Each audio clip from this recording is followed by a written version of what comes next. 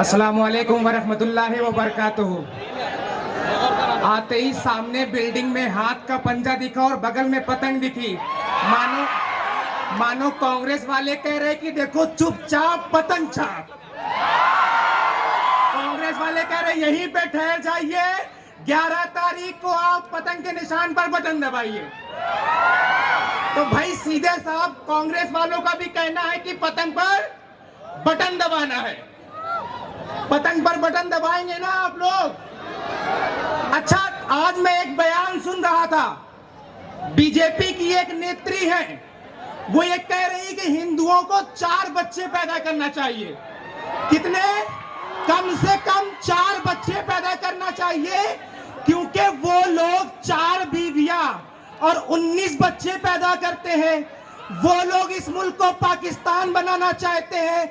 अरे मोहतरमा साहिबा, अगर मुकाबला ही करना था तो अपने हिंदू भाइयों से ये कहती कि 19 के दुगना यानी 38 बच्चे पैदा करो। आप तो कह रही 4 बच्चे पैदा करो। भाई ऐसे कैसे मुकाबला होगा? ऐसे कैसे मुकाबला होगा मेरे भाइयों? और देखिए, हम हैं जमात वाले, हम हैं इत्तेहाद वाले, हम हैं मजलिस के सिपाही। और देखिए, इस मुल्क को ना हम पाकिस्तान बनाने वाले, ये मुल्क हमारा है, ये गुलिस्ता हमारा है। और सुनिए, कभी भी आबादी हमारी हिंदुओं से आगे नहीं जाएगी। हिंदू और मुसलमान मिल करके इस मुल्क को, हिंदुस्तान के गुलिस्तान को, हिंदुस्तान के चमन को खूबसूरत बनाएंगे। वो लोग मुल्क के हालात खराब करने की कोशिश कर रहे हैं। मेरे भाइयों, मेरे बहनों, मेरे नौजवानों, मेरे गयूर नौजवानों, समझिएगा, हालात बहुत नाजुक है। यकीन मानिए, आजादी के बाद से लेकर के हम अपने वजूद की लड़ाई लड़ते आए हैं। यकीन मानिए, ये निजामाबाद की गलियों में तुम्हारे खून के धब्बे आज भी इस बात की गवाही दे रहे हैं कि तुम मारे गए, तुम कुचले गए, तुम दबाए गए, तुम दफनाए गए। लेकिन आज वक्त है, आप अपनी क़यादत को मजबूत कीजिएगा। कल एक साहब कहने वाले लगे कि एक साहब आए और वो कहने लगे कि हम निजामाबाद का नाम बदल देंगे, हम निजामाबाद का नाम बदल देंगे। अबे सुन, क्या निजामाबाद को तेरी अम्मा दहेज में लाई थी क्या? मेरे भाइयों, निजामाबाद का निजाम आपके हाथ में है, निजामाबाद की तकदीर आपके हाथ में है, निजामाबाद का वकार आपके हाथ में है। आने वाली 11 तारीख को मुत्तहिद होकर के, एक तरफा होकर के, एकजुट होकर के तमाम मकतबे फिक्र से ताल्लुक रखने वाले लोग यहाँ पर होंगे। कोई शिया होगा, कोई सुन्नी होगा, कोई देवबंदी होगा, कोई बरेलवी होगा, कोई हनफी होगा, कोई मालकी होगा, कोई हम्बली होगा, कोई अंसारी होगा, कोई खान होगा, कोई पठान होगा। ये सब बाद में है, पहले हम मुसलमान हैं। तेरा मेरा रिश्ता क्या? तेरा मेरा रिश्ता क्या?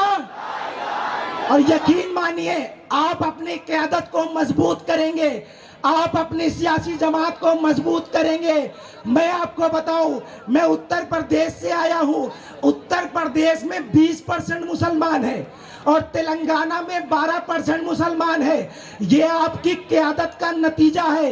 ये आपका क़यादत, जो आपने क़यादत का शऊर अपने अंदर रखा है, अपनी क़यादत को मजबूत किया है, अपनी सियासी जमात को मजबूत किया है। हम उत्तर प्रदेश में 20 करोड़ है, सिर्फ हमारा माइनॉरिटी का बजट 300 से 400 करोड़ होता है, लेकिन यहाँ सिर्फ 7 विधायक है और 4500 करोड़ माइनॉरिटी डिपार्टमेंट का बजट है। ये आपकी क़यादत का नतीजा है, ये आपकी सियासी जमात का नतीजा है।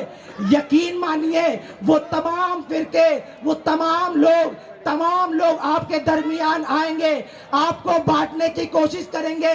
कल रात में मैं यहाँ निजामाबाद की गलियों में फिर रहा था, मुझे ये पता चला मुख्तलिफ जमात के लोग 1-1 हजार रुपए में वोट खरीद रहे हैं, आपके घरों में जा रहे हैं और खास करके मुसलमानों के घरे में जा रहे हैं और 1-1 हजार रुपए दे रहे हैं और कह रहे हैं वोट हमको देना। मेरे भाइयों, अपने जमीर का सौदा बिल्कुल मत करना। वो 1 हजार में 5 साल के लिए आपको खरीदना चाहते हैं।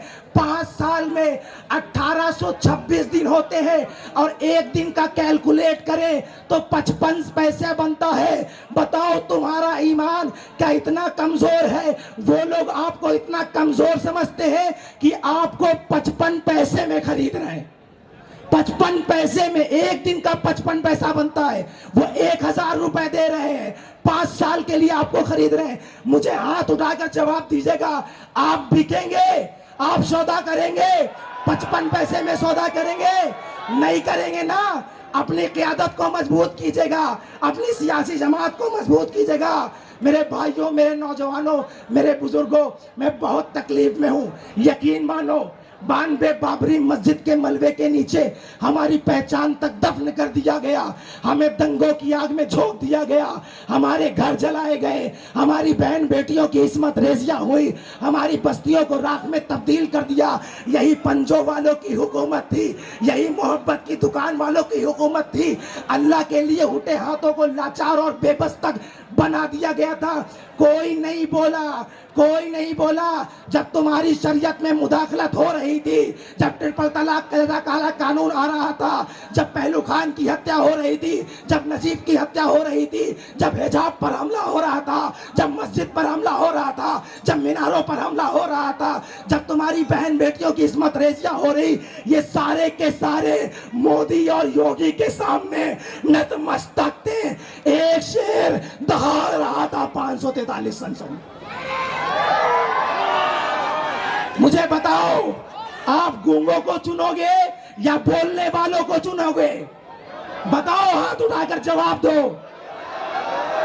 उसे चुनोगे ना?